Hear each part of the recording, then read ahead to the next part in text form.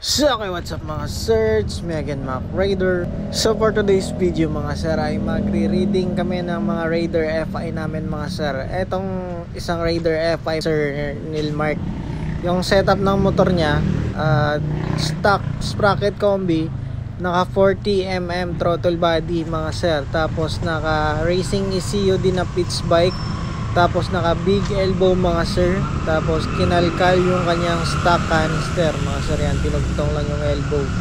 Tapos naka rim set. Yung sa akin naman, eto mga sir, special sprocket combi mga sir.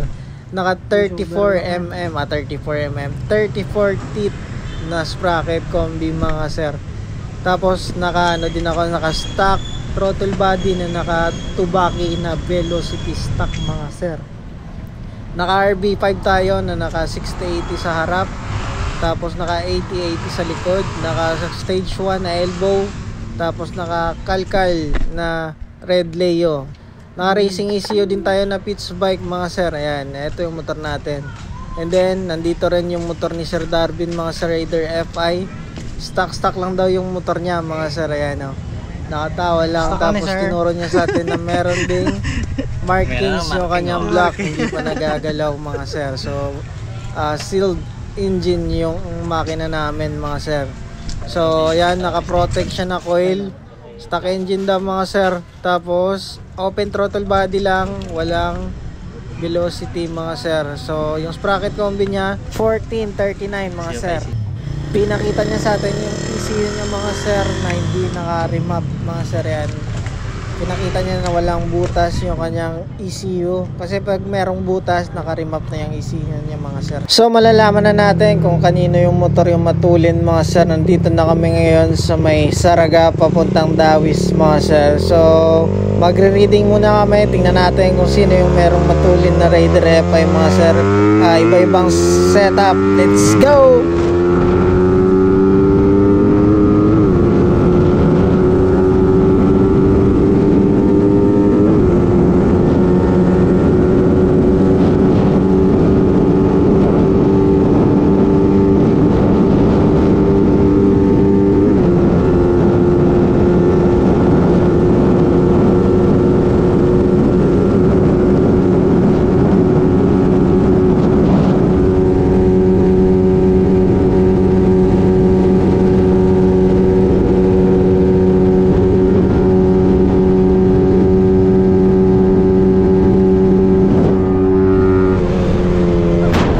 Panalo tayo sa round 1 mga sir. Muntik na tayong mahabol ni Darwin tsaka ni Sir Nilmark, pero di tayo papayag mga sir. Niyukuha natin ng todo, kaya nangibabaw yung motor natin sa round 1 mga sir.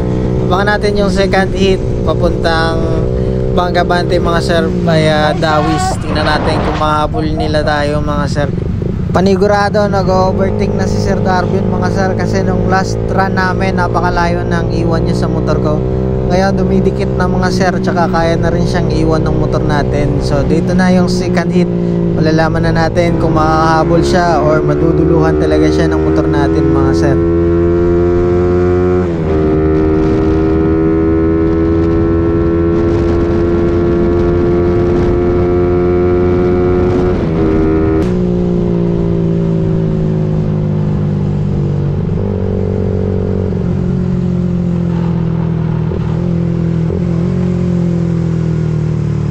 Nandito na kami sa Dawis mga sir. Straight na to papuntang Bangabante mga sir.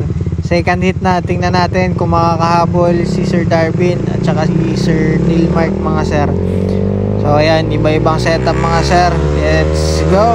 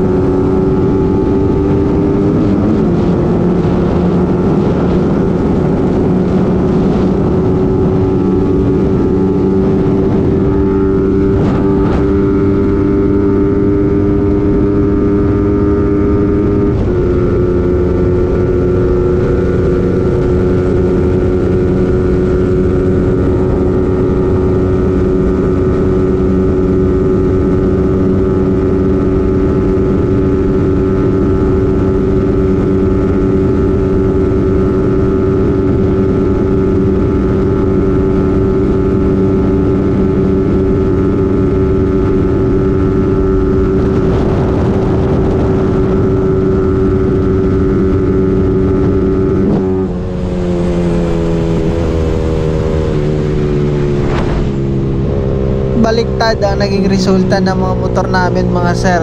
Yung nangunguna pa yung all stock mga sir, stock injector, stock ECU, stock throttle body mga sir. Tapos pangalawa yung naka ECU lang. Tapos yung pang nahuli yung kay Sir Nilmark mga sir, naka throttle body tapos naka ECU mga sir. So ayan, napaka gifted ng motor ni Sir Darwin mga sir. Iniwan nyo pa yung may mga upgrades na motor. So ayan, tingnan natin sa third hit kung mahabol natin siya or baka nakachamba lang si Sir Darwin mga sir. Nandito na kami ngayon sa Bangabante papuntang Barotac Nuevo mga sir. Medyo mahaba to. So dito na naman ulit kami magre-reading. Tingnan natin kung mahabol natin yung all stock or nachamba lang tayo kanina mga sir. Alright, let's go, third hit.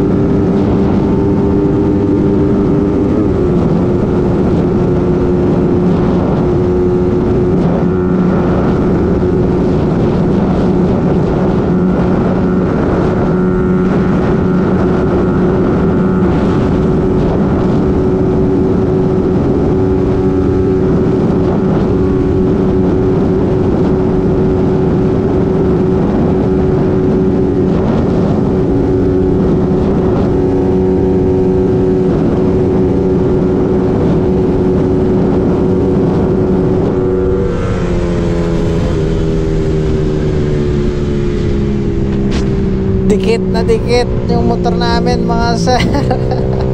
Napakatuli ng motor ni Sir Darwin mga sir. Sumasabay din yung motor natin. So ayan, hindi maganda yung takbo ng motor ni Sir Nilmark mga sir. Hindi siya nakaka-overtake sa atin.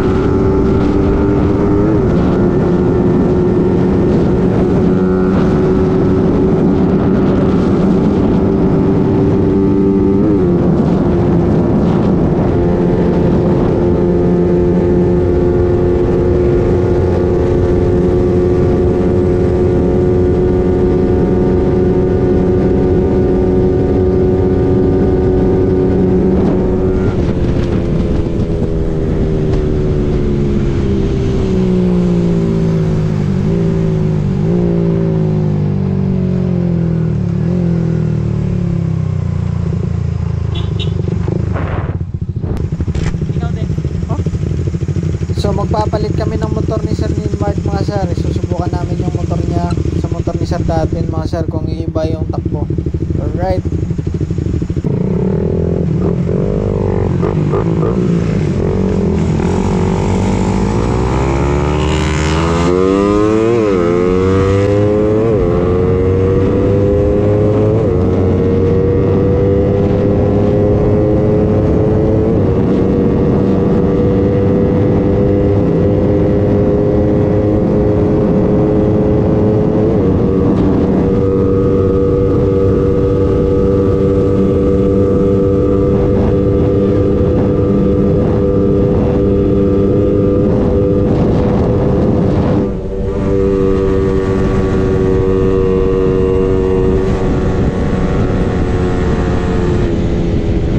Naduluhan tayo ni Sir Darwin mga sir, nag-superman siya. Hindi na ako nag-superman sa motor ni Sir Nilmar kasi hindi ko kabisado, baka sumempang tayo mga sir.